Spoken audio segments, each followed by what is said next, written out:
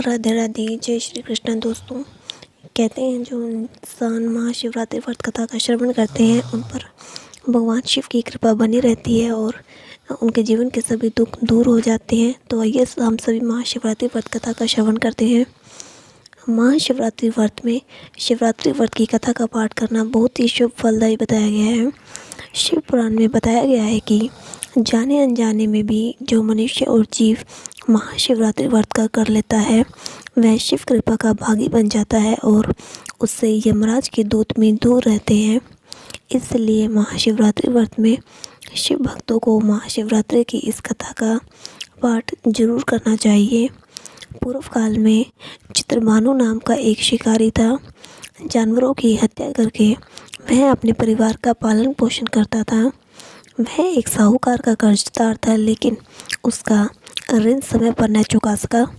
क्रोधित साहूकार ने शिकारी को शिव मठ में बंदी बना लिया। संयोग से उस दिन शिवरात्रि थी। शिकारी ध्यानमग्न होकर शिव संबंधी धार्मिक बातें सुनता रहा। चतुर्दशी को उसने शिवरात्रि व्रत की कथा भी सुनी। शाम होते ही साहूकार ने उसे अपने पास बुलाया और ऋण चुकाने के विषय में बात की। शिकारी अगले दिन सारा ऋण लौटा देने का वचन देकर बंधन से छूट गया। अपनी दिनचर्या की भांति वह जंगल में शिकार के लिए निकला, लेकिन दिन भर बंदी गृह में रहने के कारण भूख प्यास से व्याकुल था। शिकार खोजता हुआ वह बहुत दूर निकल गया। जब अंधकार हो गया तो उसने विचार किया कि रात जंगल में ही बितानी पड़ेगी।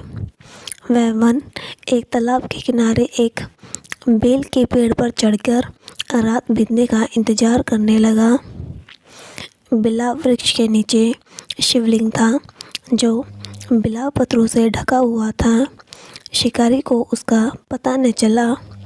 पड़ाव बनाते समय उसने जो टहनियाँ तोड़ी वही संयोग से शिवलिंग पर गिरती चली गई। इस प्रकार दिन भर भूखे प्यासे शिकारी का व्रत भी हो गया और शिवलिंग पर बिलाव पत्थर भी चढ़ गए।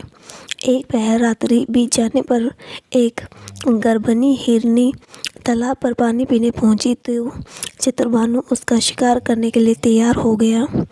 उस हिरनी ने चित्रभानु से कहा कि वह गर्भवती है, उसे 2 लोगों की हत्या का पाप लगेगा। जब वह बच्चे को जन्म दे देगी तो शिकार के लिए उपस्थित हो जाएगी। इस पर चित्रभानु ने उसे जीवन दान दे दिया।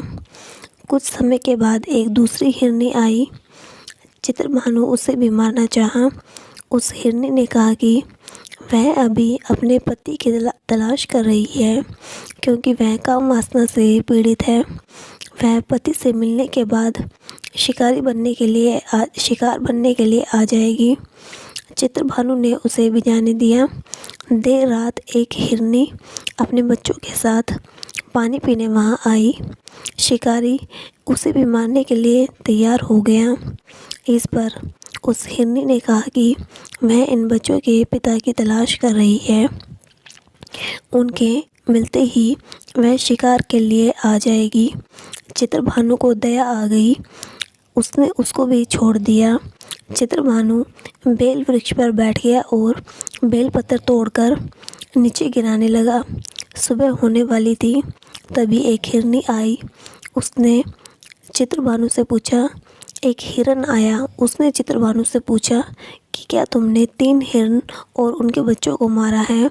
यदि ऐसा किया है तो उसे भी मार दो, क्योंकि वह उनके बिना नहीं रह सकता। यदि उनको नहीं मारा है तो मुझे जाने दो। परिवार से मिलने के बाद तुम्हारे पास शिकार के लिए आ जाऊंगा। अनजाने में शिकारी चित्रभानु से शिवलिंग की पूजा और रात्रि जागरण भी हो गया था। उसके मन में दया की भावना थी। उसे उस हिरन को भी जाने दिया। उसके बाद वह अपने जीवन में पशुओं के किए गए शिकार को सोचकर आत्मग्लानि से भर गया और पश्चाताप करने लगा। तभी उसके पास उस हिरन का पूरा परिवार शिकार बनने के लिए आ गया। चित्रभानु ने हिरन परिवार को जीवन दान दे दिया। अनजाने में ही शिकारी चित्रभानु शिवरात्रि व्रत हो गया।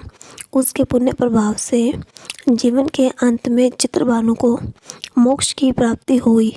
उसे शिवलोक में स्थान मिला। सभी प्यार से मिलकर बोलिए हर हर महादेव। नीचे भगवान शिव की आरती दी गई है। महाशिवरात्रि व्रत की कथा पढ़ने के बाद आप सभी भगवान शिव की आरती अवश्य करें।